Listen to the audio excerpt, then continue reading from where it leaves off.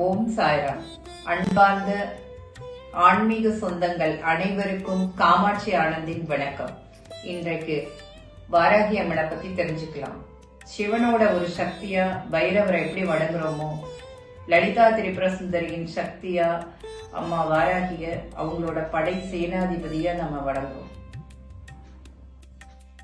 அது மட்டுமல்ல, பஞ்சசக்திகளின் ஒரே அம்சமா வாராகி அம்மனை சொல்லலாம்.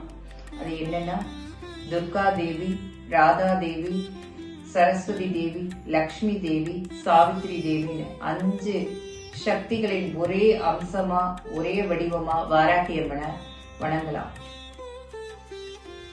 வாராகி பூஜைங்கிறது பக்தனோட பாதுகாப்பு கவசமா செயல்படும். வாராகி அம்மனை கும்பிடுறதுக்குன்னு சில தகுதிகள் இருக்கு. என்னன்னா, நேர்மையா, ஒழுக்கமா, நெறிமுறையோட வாழ்றவங்க தான் வாராகி அம்மனை வணங்க முடியும்.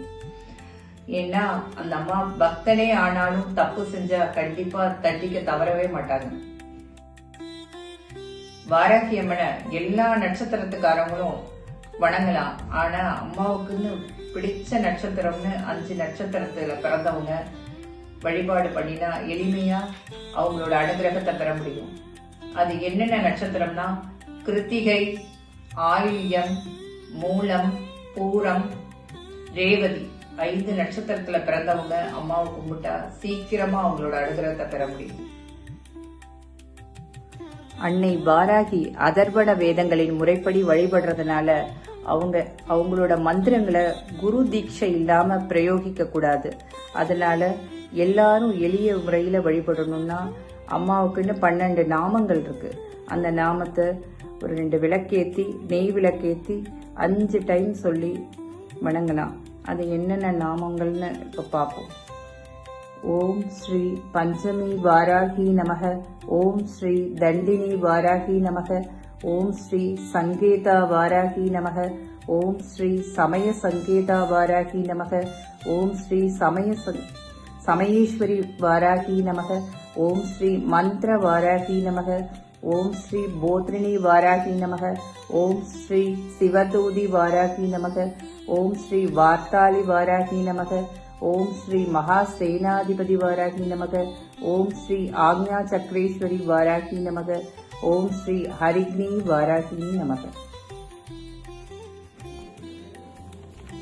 12 நாமங்களை சொல்லி அர்ச்சனை செய்து பின்பு வாராகி மாலை என்று வாராகி அம்மனுக்காக ஏற்றப்பட்ட ஒரு பாடல் உள்ளது. மிக மிக சக்தி வாய்ந்த பாடல்.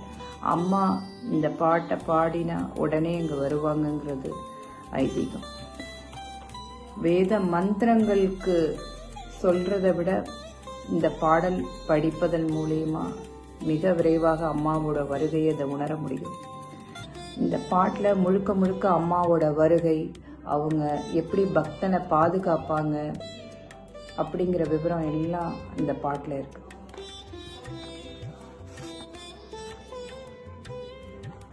புனிதமான காஷி மாநகரத்துல பகல் பொழுதுல காலபைரவர் பாதுகாக்கிறதாவும், இரவு பொழுது வாராகி அம்மன் பாதுகாக்கிறதாவும் நம்பப்படுது.